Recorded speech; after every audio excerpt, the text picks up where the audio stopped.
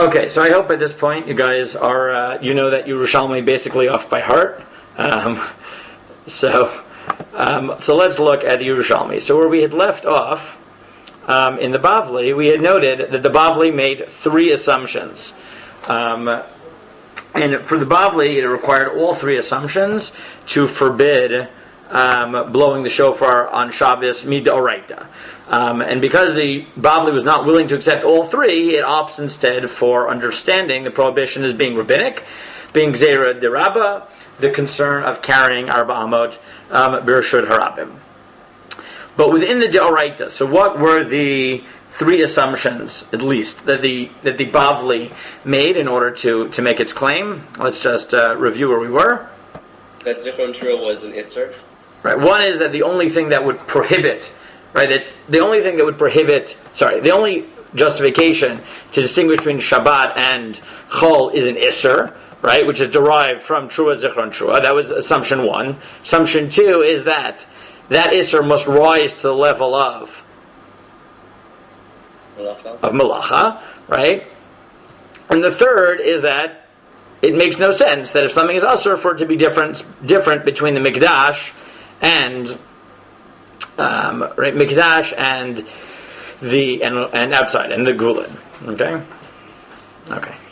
But yeah, I know. Well, someone was here. They were eating a minute ago, but now no one's here.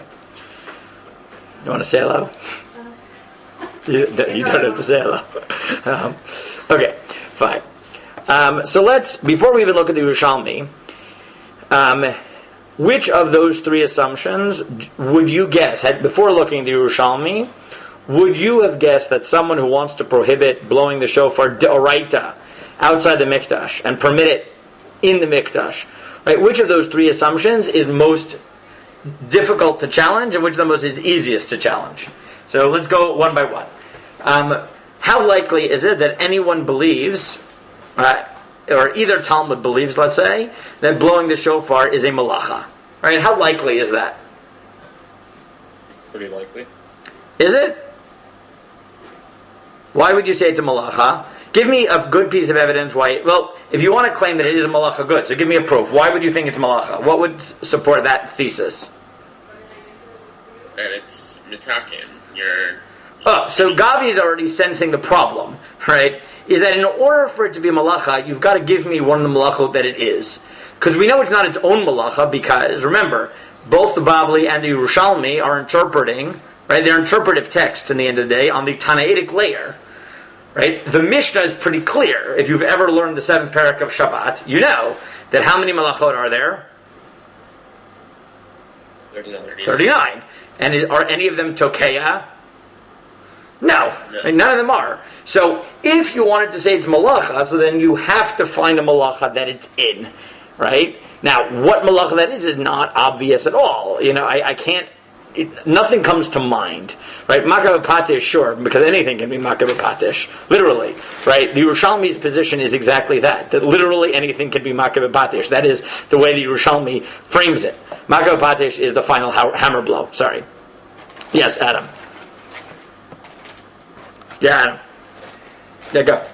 Which one is makav patish again? The final hammer blow, hitting the final hammer blow, which is a catch-all malacha for basically anything, and in the Yerushalmi it really is. Meaning the Yerushalmi has this very, very strange passage in the 7th parak of Shabbat, where it says that Rabbi Yochanan and Reish Lakish sat around one day, and people would basically bring them actions, and they'd say, that's Zoreya, that's Kotzer, that's Boneh. And if something came to them and they didn't know what it was, they just said, it's makav patish, right? And the Yerushalmi, it really does sound like makav patish. The way Rav Asher Weiss takes it in several tshuvot about electricity, and I think Aleph Lamed Dalet or Aleph Lamed Tet, something like that, in Chadasher, and all follow-up tshuvot, is that the Yerushalmi's view is that makav patish is anything which is undoubtedly creative but doesn't neatly fit into any other malacha category. So if we wanted to call it makav patish because it's a catch-all, sure, I don't really know what process it's finishing. Maybe it's fulfilling a halachic requirement or something like that. It is true, as a general statement, that the Yerushalmi is much more machmir on making noise on Shabbat than the Bavli. much more machmir. So that is true. So it is possible that the Yerushalmi thinks that making noise is actually malacha oriented. Just to give you an example, and I don't want to go down this rabbit hole, but right, the Mishnah in Beitza tells you you're not allowed ein maraktin, ein metapchen, which according to the Bavli means you can't sing and dance, and you can't make noise that's musical in nature. Gzeira shem yitaken klei shir, because you might fix the instrument. The Yerushalmi paskins that you're not allowed to knock on doors. Right, that's the Yerushalmi's expansion of this. Right, you're not allowed to knock on doors. And I think I mentioned this last year, Gavi. Just bargain. Say it again. What are you supposed to do? Bargain. No, so I think I didn't mention this last year. Maybe I mentioned it 2 years ago that I knew someone in the Heights who was machmir on this, and it was insane. He used to come up to the door, stick his head in next to the keyhole, and just scream, "Hello, hello, hello!" Like it was unreal. It was like that's not how we paskin. For the record, it's not in the Bavli. It is in the Yerushalmi, but the Bavli very distinctly does not say this. So it's possible, right? It is possible. Gavi is correct. It is possible to say that you could construct a position in which blowing a shofar is not only asr, but it's asr as a malacha.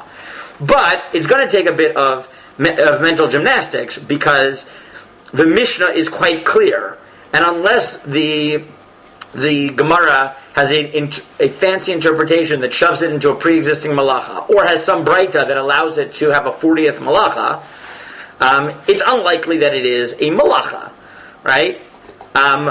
So let's look at the Yerushalmi, and let's see what the Yerushalmi actually thinks. Let's see if it does think it's a malacha. Okay, let's read the Yerushalmi very, very carefully. Rega. Okay, I'll pull it up, and we'll go to the Yerushalmi. I'm sure you noticed that the language is harder. I am very impressed by how much you seem to have understood just from following your messages on the WhatsApp group. Let us take the Yerushalmi. Okay, no one's in the room. Okay, fine. So let's go to the Yerushalmi, and okay, is anyone going to be brave enough to read this? I can read it. Oh, look at you. You guys are really brave. I've had trouble in the past of getting people to be brave enough to read. Gabi was always brave, but not everyone in my share is that brave. Here I have multiple people. Though there are some people who have still been silent, and I expect at some point you'll get over that fear. If not, I'll have to force you. But I'll still give you some time before I do that. Fine. So let's pick up from the Yerushalmi itself, right? We've read the Mishnah, so here's the beginning of the Yerushalmi. Okay? Let's go. Okay, so Gemara, Rabbi Abba bar Papa, Rabbi Yochanan, Rabbi Shimon ben Levi. Lakish. Rabbi Shimon ben Lakish. It's Reish Lakish in the Bavli. Right? Reish Lakish in the Bavli, Rabbi Shimon ben Lakish in the Yerushalmi here. Shimon ben Lakish. Heaven Yatevun Mikashe, they were sitting on a question. Good. How do you know that Yativon is sit, both in the Bavli and the Yerushalmi? Yeah. Right, because Taf is interchangeable with what letter in Aramaic? Shin. Right, so they were sitting, yeah. Mikashe on a question or a difficulty. Amrin Taninan, they were like saying a Mishnah. Yotev Shel Rosh HaShana. Right, Yom Tov Shel Rosh HaShana. Rosh HaShana Shechal Yot b'Shabbat, that falls on a Shabbat. But Mikdash Hayutokin, in the Mikdash you would blow, Aval Lo b'Medina, but not in the country. Not in Eretz Yisrael. Right. So now, good. So okay, just be careful here, because this is Yerushalmi Aramaic, but yes, right. So in Dvar Torahu, that's the equivalent of im.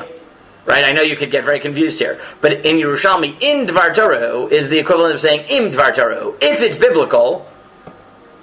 In Dvar Torahu, if it's midaraita, even in the borders, you would reject it. No, yidcheh. It should override Shabbat. Right? In Dvar Torahu, right? If the obligation to blow the shofar on Shabbat is biblical, af b'gvulin yidcheh, then even outside the mikdash you should be allowed to blow on Shabbat. Right? Remember, this is the end of the Bavli. The Yerushalmi is front-loading the question, the final statement of the Bavli. Right? So in Dvar Torahu, if the obligation to blow the shofar is biblical, af b'gvulin yidcheh. then even then outside it should override. Okay? Unless to develop Torah, if it's not a midoraita. Meaning, if the obligation to blow is not biblical. Even in the mikdash, they shouldn't be able to blow the shofar. Okay, good. Now, did you first impressions? What is very strikingly different about the Yerushalmi from the Bavli? Very striking, right? It's not really separating the mikdash from. Right. So first of all, it's not, right, meaning it doesn't want to separate, but there's more. According to the Bavli, it started on the assumption that what would drive the difference between what is the fundamental category that the Bavli is working in? That the mikdash you're allowed to blow in, whereas Vulin you can't. Well, that's the specific. What's the overall framework? The entire discussion in the Bavli. Not the Yerushalmi Chiyuv. What's the framing in the Bavli? The Yerushalmi is trying to figure out whether or not it's or well, let me put it a little bit differently. In the Bavli, the assumption is that what distinguishes. Remember, I said this all at the beginning. The assumption. If I just read this line in the Yerushalmi, I'd say in the Bavli, what distinguishes Shabbat and Chol is an Isser. But notice, the Yerushalmi has no Isser. The Yerushalmi is assuming what? What's biblical? The mitzvah. Right? The starting point is the mitzvah. If the mitzvah is biblical, it should override Shabbat.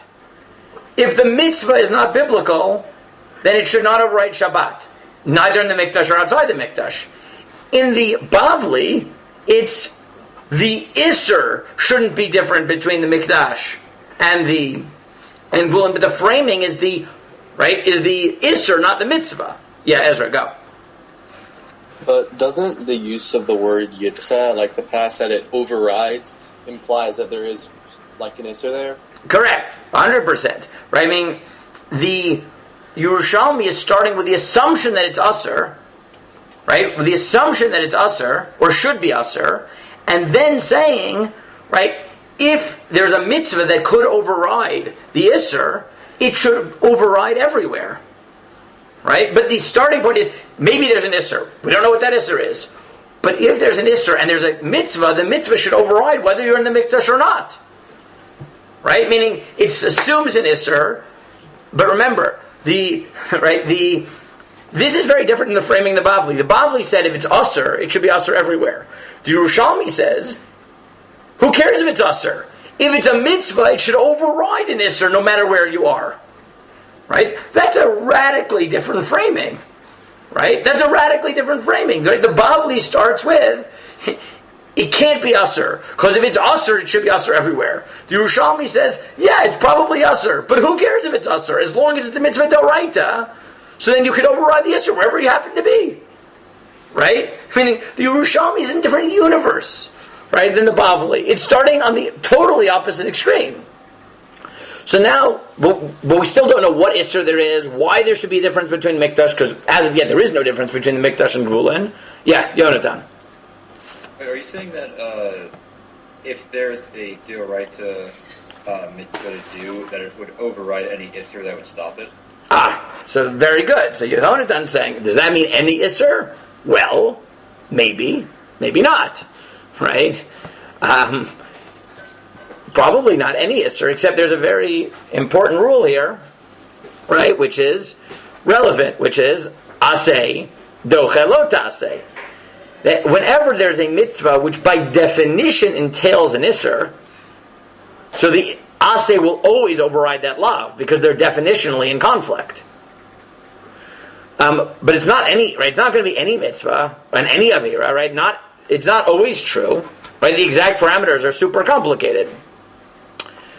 So let's go back to Yerushalmi, right? But already I want you just to note that the framing in Yerushalmi is very different, right? We should already tip you off to the possibility that the Yerushalmi, even if it happens to match up with the Havamin and the Bavli, there's no reason to assume that it matches up with the Havamin and the Bavli for the same reasons the Bavli thought it would be Usser. Because the Yerushalmi is in a different conceptual universe, right? So once it's in a different place, it can be rejecting any of the assumptions in the Bavli, right? So going back to the Gemara, so Avar Kahana Amrein Hagavar Rabba Denishole. So what did he say? Should I continue? Yes, already say, right? Avar Kahana Amrein Hagavar Rabba Denishole. Right? Find a good person to ask. Right? That's a good question. Right? You got to get a gadol to really weigh in on that shaila. Okay? Right? So what does he answer? Now let's get to the answer. Yeah? Atun Shalin. Atun Shalun, they came and they asked him. Amar Lun, he said to them, Katav Echad Omer, one place it says Yom Tua, Katav Echad Omer, and one place it says Zichron Tua, to remember it. HaKetzad, how is this? B'shasha Uchal B'chol, it falls on a weekday, Yom Tua, you say Yom Tua. B'shasha Uchal B'Shabbat, when it falls on Shabbat, Zichron Tua, you say Zichron Tua. Mazkirin, that you should remember it, Avalot Kiyin, but not to blow it. So it's a question of how do you apply these two psukim about blowing it to our question about that you have to blow it. What's the difference between weekday and Shabbat? Right. Rabbi Zera mifached lechaver ran. Right. And his friends. He already met his friends. Good. Olon v'Shimon klei de Rabbi Levi. Darash. So he told Ulon is he came in, right? Like Allah. Came in. Visham Ein Kalei. He heard his voice. The Rabbi Levi Darash. Rabbi Levi was giving shir. Delet ifshal, that it's not possible de hu mafik pakshte de lo ulpan, that he explained his foundation he explained his. Right, he's saying the let efshar de hu mafik pashate de lo ulpan. It can't be that there won't be, right? Something's not going to come out interesting from this parsha, right? Right, it can't be. So he says Va'al. So what did he say? So he went up, Va'amar Kumehon. He said in front of them. Okay, one thing says Yom Torah, the Katav Echad Omer Zichron Torah. HaKetzad, how is this? So it's the same question as before. Yom Torah, Shabbat, Zichron Torah. That's the same question. Good. So now pause here for a minute, right? At this stage, if you let's analyze before we get to the mikdash versus not mikdash. According to the Yerushalmi, let's go through all the possibilities. Is there any evidence so far that the Yerushalmi believes that blowing the shofar is a malacha? No, right? I think that is a very unlikely read in the Yerushalmi. It's not theoretically impossible, but I see literally no evidence to assume that that's the point that the Yerushalmi argues with the Bavli on. Okay. Number 2, is there any evidence that the Yerushalmi thinks that it's that the issue at hand is that it's usher to blow shofar? Quite possibly, because yes. Like I said, it might override Shabbat. Very good, right?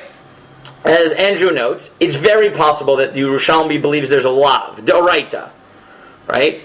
Because the Gemara talks about the possibility that there's an isser. It doesn't explain what the isser is, right? But it's very possible that the Yerushalmi believes that there's an isser. And then the question is whether or not you override it. And as we'll see in a minute, we'll get into the question of why mikdash might be different.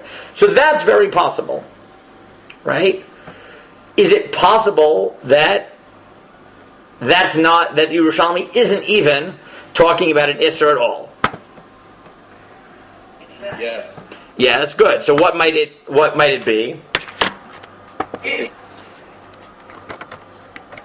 might just literally be talking about the allowance of the obligation of when you blow the shofar. Right. Okay. So Good. So let's go through the assumptions. Right. One assumption of the Bavli is that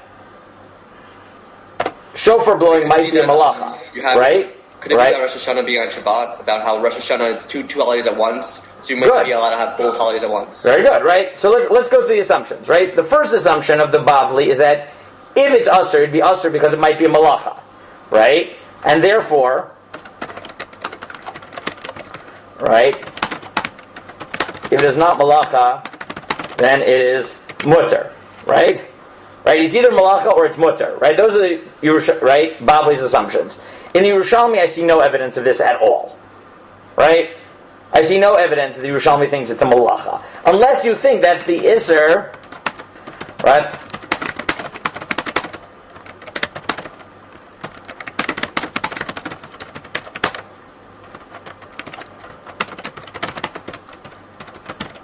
Right? I would say it's unlikely the Yerushalmi thinks that it's a malacha, right? Unless that's the implied Isser at the beginning, right? It's possible that the Yerushalmi believes that blowing shofar is an Isser, right? But it is overridden in the Mikdash and not overridden outside the Mikdash, but we haven't seen why that would be true yet. Right? It's possible that that's true, that this is just an Isser. Right? What is the nature of that Isser? I don't know. Right? What's the nature of that Isser? If it's not a malacha, then what is it? I don't know. Right? But it's possible, right? It's possible that the Yerushalmi believes, based on this line over here of Yidche, right, that there is a prohibition to blow the shofar on Shabbat, and that Isser is overridden in the Mikdash and not overridden outside the Mikdash based on the Pasuk. It's also possible that by the time we get to this stage in the Gemara, it's not about Isser at all. It's simply that there is a mitzvah, two different mitzvot. Right? It's not about Yisurin at all. It's just that Shabbos, which falls on Rosh HaShana, that's one type of holiday, one which is commemorated by verbal prayer. And then there's Rosh HaShana, which is not on Shabbat, and that is celebrated by shofar blowing. Right? It's just two different holidays. It could be that at this stage in the Yerushalmi, there's no Yisurim at all. We're talking about mitzvah. Right? The relevant category is mitzvah. These are two different types of mitzvot. But one way or the other, the Yerushalmi has a problem. Because if you say that blowing the shofar is usr, but the mitzvah of blowing shofar overrides the potential isser of blowing shofar, so then that should be true in the Mikdash and outside the Mikdash. And if you say that there are two types of holidays, Rosh Hashanah that falls on Shabbat and Rosh Hashanah that doesn't fall on Shabbat, then that distinction should be reflected in the Mikdash and outside the Mikdash. Right? You still need to explain the distinction between Mikdash and Mikdash. Good. So, Andrew, why don't you pick up on the Yerushalmi's answer to that question, or addressing of that problem? Sure, yeah. Me'ata, from here, af b'mikdash lo yidche. Even in the Mikdash, you wouldn't blow it. Tana, we learned this in a Mishnah, be'echad lachodesh. I don't know what the Mishnah exactly says. Right, be'echad lachodesh. Right, right, first of the day, meaning Rosh Hashanah. Be'echad lachodesh hashvi'i. That's a quote from a pasuk, right?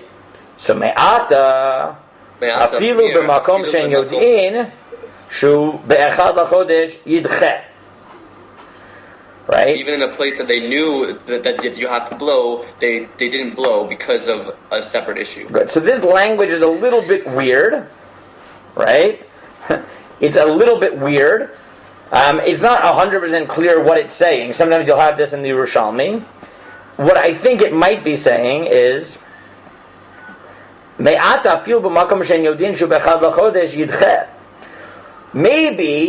it's only in the Mikdash where you know that it's Rosh Hashanah. How do you know?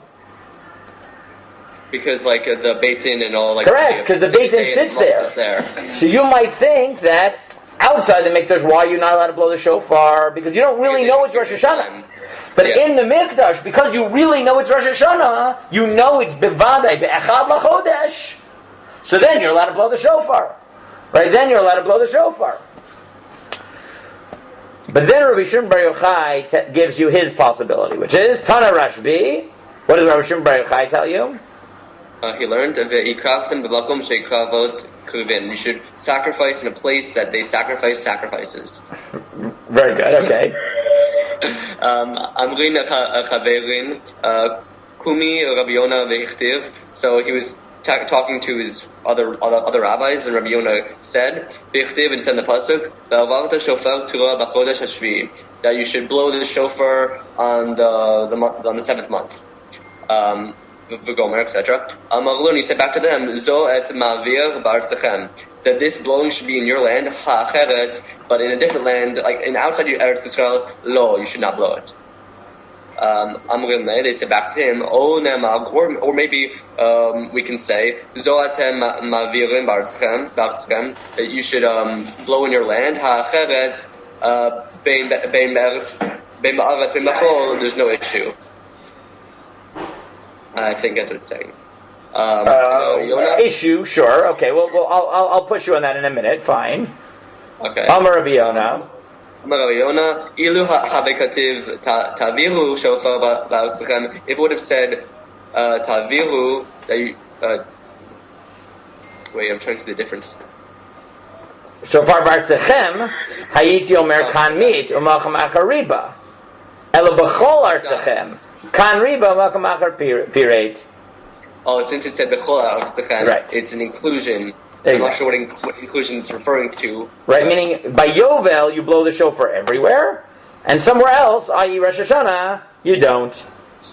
Okay, so let's pick this apart. Okay, let's pick this apart. Okay, here's what we're gonna do. Let me share screen. Yeah, Ezra, go. Why would you think to draw a comparison between Yovel, just a regular Yovel, and Rosh HaShana Shechal B'Shabbat? Oh, so Ezra asked the $1 million question. Except someone tell me if he's right or not. Because you blow a shofar on Yovel. And so Wait. Ezra, you know what, Ezra, let's start with you. Be careful. What? Did the Yerushalmi say what you just said, or did you make an assumption based on how you read the Bavli? I don't know. Okay. I'm assuming it's the latter, but I don't know. You could be right. You could be wrong. I want to know what you think. I'm not sure. Good. That's a good answer. I'm not sure. Okay, cool. I'm not sure. Very good. I'm not sure either. But let's trace out what we did. Okay. So let's do this again. Okay. I'll use this as my board. Okay? The Bavli made 3 assumptions. Okay? If there is a biblical reason to not blow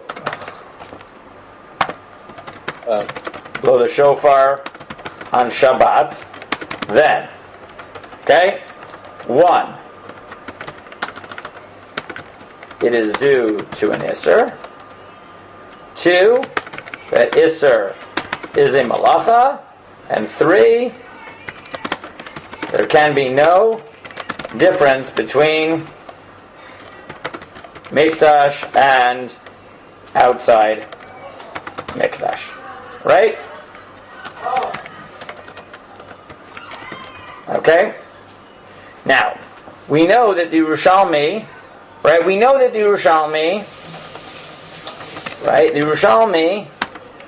The distinction is biblical, right? We know that that's what the Yerushalmi believes, right? The distinction is biblical, okay? But let's see which one it is, okay? Let's go through each one. Is it likely that the difference is because of a malacha? Again, review. Not necessarily. Right? No. Right? Unlikely that anyone thinks this. Why?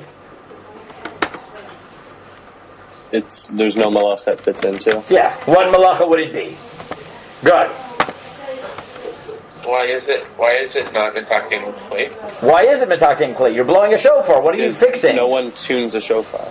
Even if you did, that would only be derabanan. You're only using the shofar. You're not You're not making the shofar. You're using it. You would have to say that. Is it not attacking clay? The different notes that you're making. are, different sounds. Those are different pitches. Is that I don't know. enough? But it would be weird. Why? That's not talking clear. You're making a sound, right? Why is making a sound a malacha, right? It's not really makabah patish, right? Like if I sing, I'm definitely not. I make different sounds, but I'm not over a malacha. It's very right.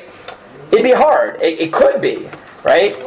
It could be, but right. But it's not obvious what that would be, right? So I tend to find it unlikely. I just don't know what it would be. It could be mitakin. I never know. But okay. Is it due to an isser? Right? Is it due to an isser? Right? Maybe. Not necessarily. Right? Maybe in the Yerushalmi. Right? Based on the language of Yidcha. Right? But it's possible that the Yerushalmi, right? It could be the Yerushalmi thinks that, right, the real difference is derived from a mitzvah, meaning two different identities to Rosh HaShana, right? But now, what do we need to explain?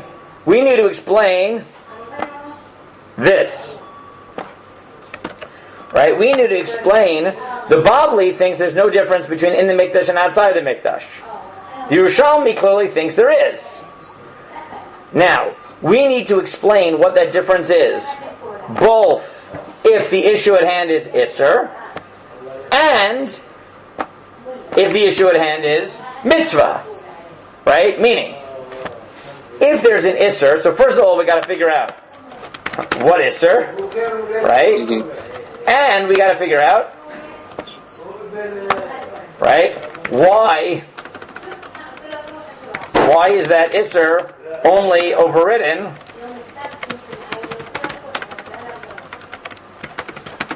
in the Mikdash? Yeah, go, Yonatan.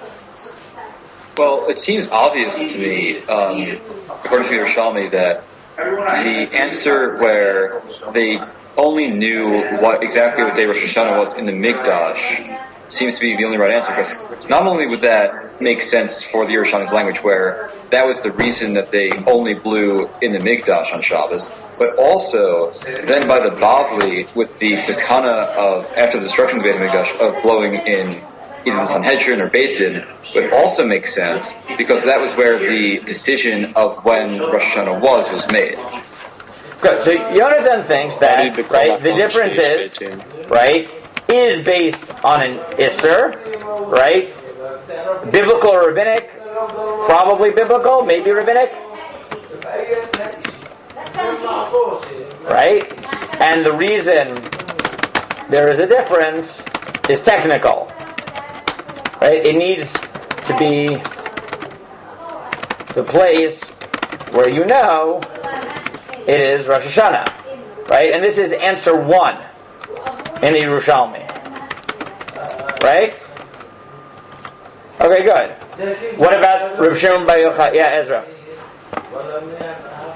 If you end up saying that the reason is because the difference in is because the difference is because of it derived from the mitzvah, and that doesn't apply on Shabbos outside of the Mikdash, then just to resolve the problem of the language of Yidcha, could you just say it's because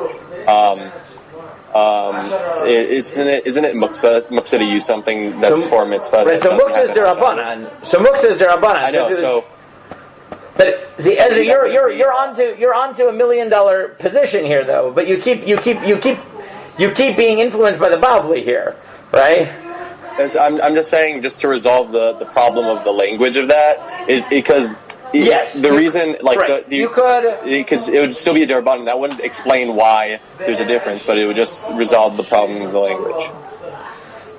Yes, it could resolve Yidcha, but Ezra, I think you keep hitting on something which Rabbi Yashiv points out, right?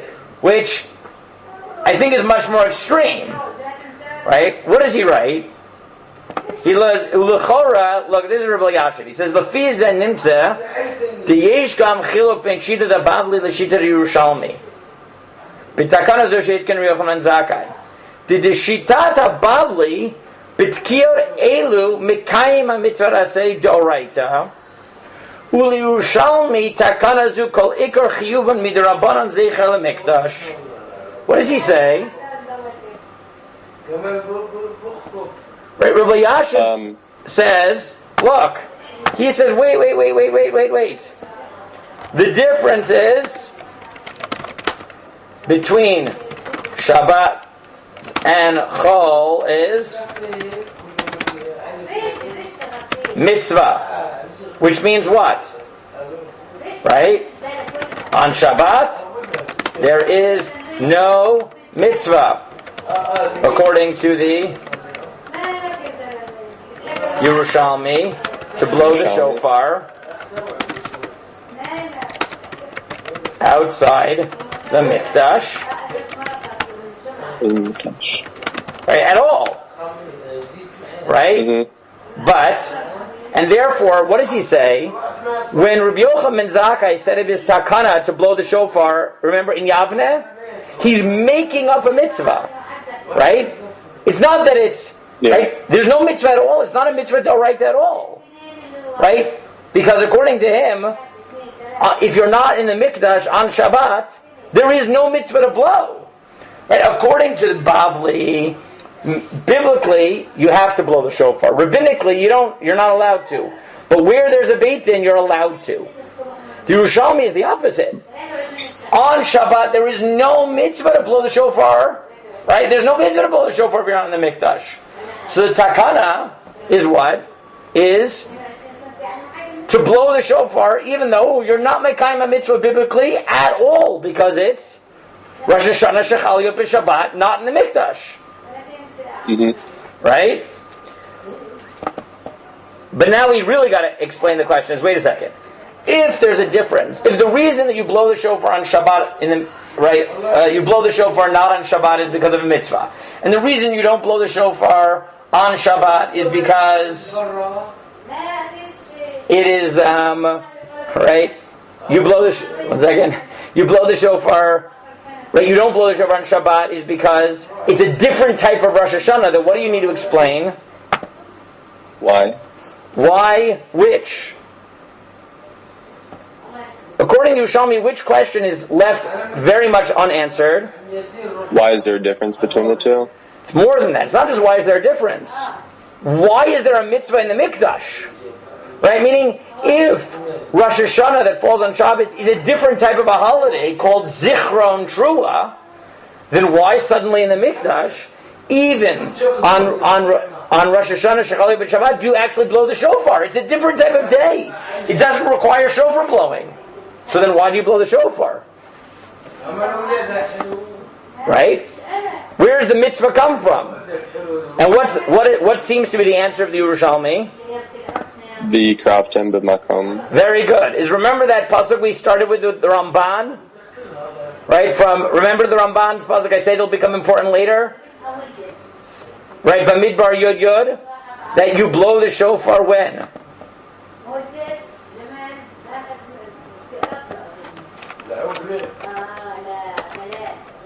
Let me pull it up again for you.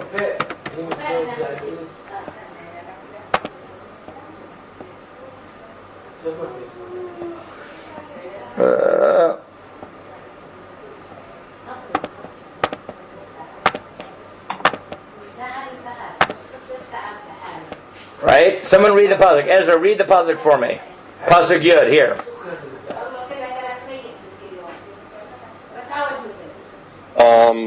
Vayom simchatchem v'madechem v'rashei chadshechem utkatem b'chatzot alotechem v'azivkei shalmechem v'ayu lachem lezikaron lifnei Elohechem ani Hashem Elokechem. Right? Why would you think in the mikdash you would blow the shofar? Because what? There's an integral connection between the avoda and shofar. Very good, because according to maybe what the Yerushalmi is saying is that you're right. Outside the mikdash, you don't blow the shofar on Rosh Hashanah, Because it's a Yom Zichron Trua, not a Yom Trua. So why do you blow it in the Mikdash? Not because of the normal mitzvah of blowing the shofar on Rosh Hashanah, but because shofar is a chelik of the avoda, and therefore that only makes sense in the Mikdash. So, is there anything special about shofar blowing on Shabbos on Rosh Hashanah? No, like 100%. There's nothing, right? There's nothing different about it. According to Yerushalmi, Why do we do anything Zecher L'Mikdash? Why do we do stuff Zecher L'Mikdash on Rosh Hashanah? Why not do that every holiday? we do actually. We do it on Sukkot and Pesach also, right? Blow shofar? No, on Sukkot we take the shofar, we take the lulav for 7 days, even though in the time of the Mikdash it was only a mitzvah in the Mikdash for 7 days, and on Pesach we have Korich, so we actually do.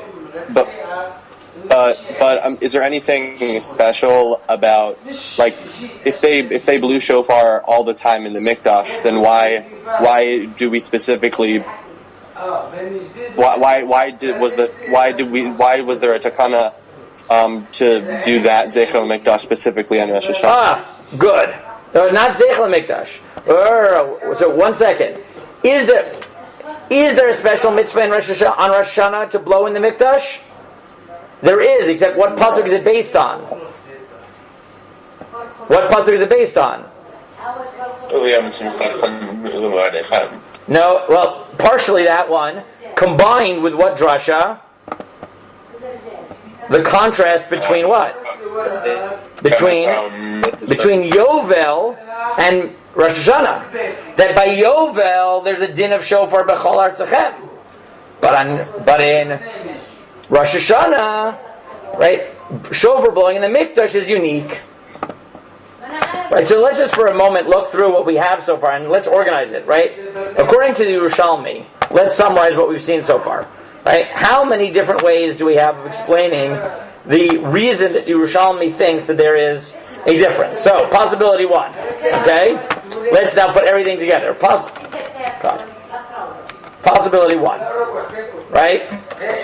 Shofar blowing on Shabbat is a malacha. However, due to either A, the certainty of Rosh Hashanah being Rosh Hashanah only in the Mikdash, right, where they are Mekadesh the month,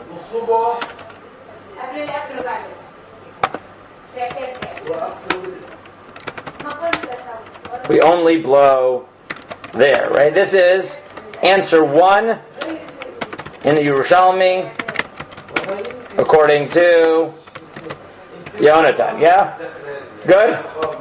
Right? Answer B is it's a malacha, but it's overridden only in the Mikdash because of the connection between Mikdash and shofar based on Bamidbar 10:10 and the contrast to Yovel. Right? Are these two mutually exclusive? Can't they? No, they're not mutually exclusive. Right? You could have a hybrid position. Right? So now, right, let's copy this. Right? The only thing that changes in possibility 2 is this word. Mitzvah. Right? Well, before we get to that is the exact same analysis, but not right, but not mitzvah, it's isser. Right? It's just based on an isser. Right? Not a malacha, but an isser. Now, within this one, what do we need to explain? Right? What is the isser? We'll come back to that question in a minute, okay? So possibility 3 is what? Is that the reason for the difference is mitzvah. Right? So why is right? Mikdash is different because there is, right, the aspect of avoda which makes it a mitzvah even when it is only zichron trua. Yeah? Yeah. Yeah? Does that make sense? Yes. Right? Does this follow? Does this bring together everything we've seen? All the logical possibilities? Right? And you see how, right, this is just building on this. All of our different interpretations in the Bavli. And it's only a question of which assumption is being rejected. Right? Depending on which assumption is being rejected, you get all these different types of, right, models. But the problem that we still have left is... I could always relate to Rosh HaShana weekday. This implies that there are two identities to shofar blowing on a weekday also. No. Well, yes. Right? Two identities. Right? Right? And I think what you'd have to say is, right, on Chol, the Mikdash has two reasons to blow shofar. Right? Yom Trua plus, right? Avoda. Right? Whatever. Avoda, Karbanot. Right? On Shabbat, right? The first one is still gone. Right? But the second remains, leaving that to either override the Isser / create the mitzvah to blow shofar in the Mikdash. Wait, why is the first gone in this example? Why is what? The first It's only gone. Zichron. It's only Zichron Trua and stuff. Oh, okay. Got it. Right? Now, what we still haven't explained is this over here, right here, which is, wait a second, if it's not a mitzvah difference, and it's not a malacha difference, it's just an Isser, so what's the Isser? Right? Right? Right? And what's the answer to that question? Right? What's the answer to this question?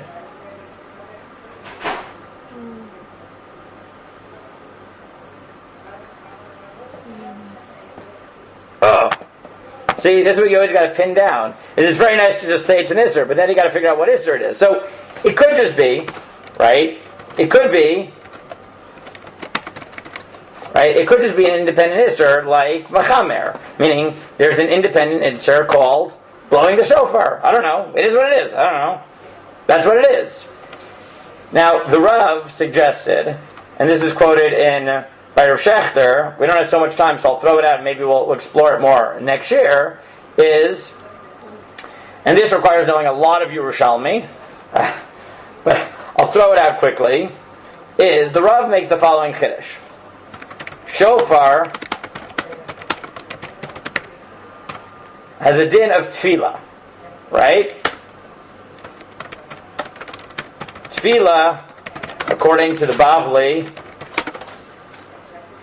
and I'll support this later, is mutter on Shabbat. Oh, Right? so it's like a book. Yerushalmi says Asr. Is it like bakasha or just Exactly. in general? Right? The Yerushalmi in Perek Tet Vav Halacha Gimel says has a unique Isser to daven on Shabbat. And I'll very quickly say this. According to the Bavli, and we'll come back to it on Sunday, but according to the Bavli, why do we not daven a full Shmona Esrei on Shabbat? Bakashas. No. That's what the Yerushalmi says. The Bavli says, because... Weekday activity. Nope. Good, you're being machavin to many Rishonim, but no. Right? Simple pshat in the Bavli is because it's too long. It's too long, and we don't want to make people daven for too much on Shabbat. And therefore the Bavli says that what happens if you accidentally start saying the brachot of the normal Shmona Esrei on Shabbat? What do? Finish. You finish them, right? the Yerushalmi says the reason you don't daven long Shemona Esrei on Shabbat is because it's usher to make bakasha on Shabbat. So the Rav suggested that maybe the Machloket Bavli and Yerushalmi is the following. Shofar is a form of tefillah. The Bavli thinks that fundamentally you're allowed to daven on Shabbat. We just don't make you ask for your request because it takes too long. The Yerushalmi thinks it's usher to daven for your request on Shabbat. And since shofar is a type of tefillah, you're not allowed to do it in Shabbat. So why are you allowed to do it in the Mikdash? So the Rav suggested because the Mikdash is a makom tefillah by definition always. Right? That's what it's called. Right? It's called a beit tefillah. This is a very complicated thesis, which is far from obvious for many reasons. One is the reason that Adam keeps... I keep pushing back on Adam, but Adam's right.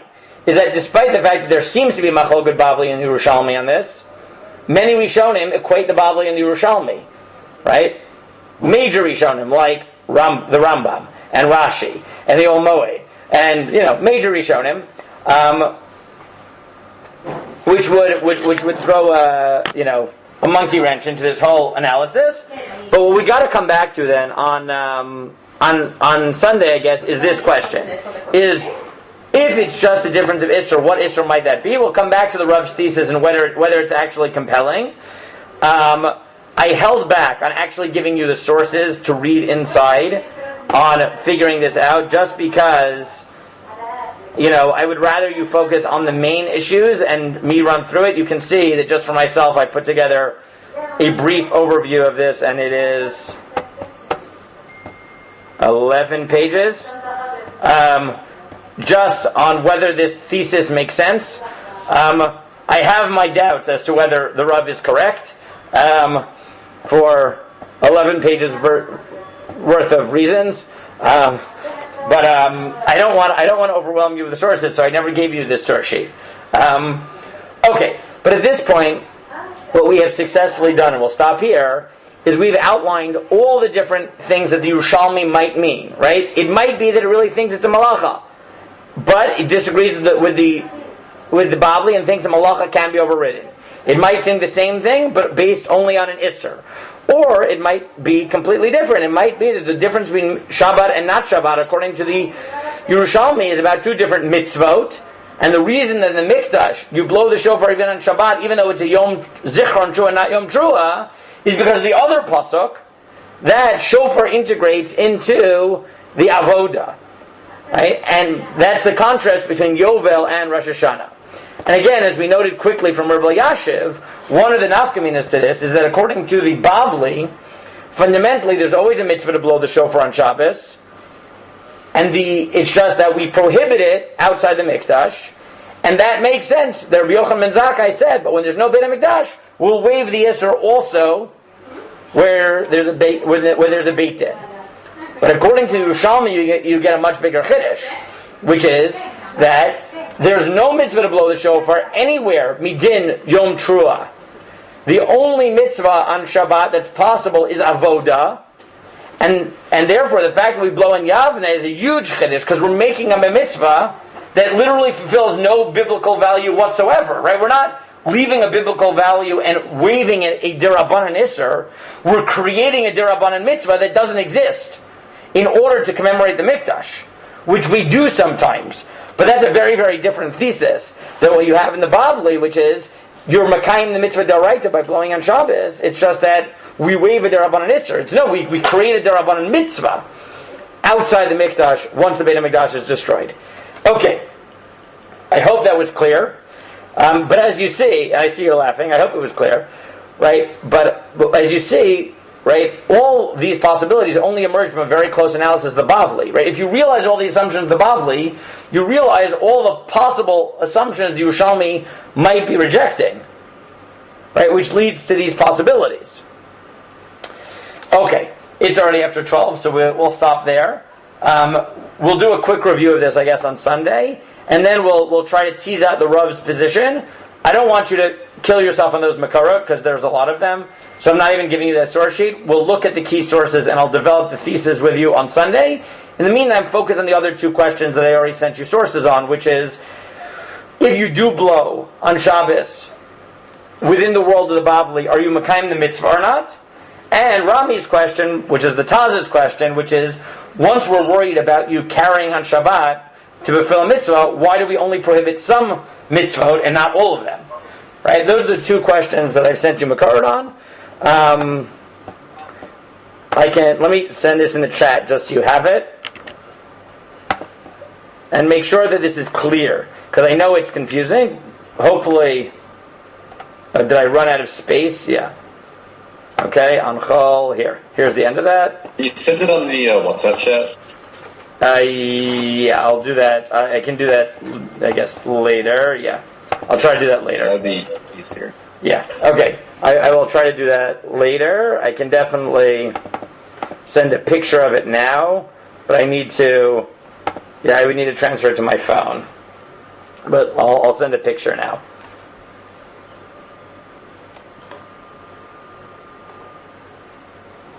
You could open WhatsApp on your computer. I know, but right now I'm on my wife's computer, and it's not my WhatsApp open on the computer. So okay. and that's why I'd have to switch.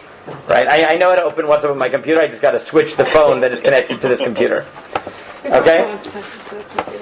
Your phone's not connected? No, my phone. Then I have to set it up for my phone. Ours phone is not connected, but neither is mine. Okay, guys. Shkayach, we'll flesh this out a little bit more on Sunday. I'll probably, hopefully, I'll keep you guys updated, okay? Okay. Talk to you later. Thank you.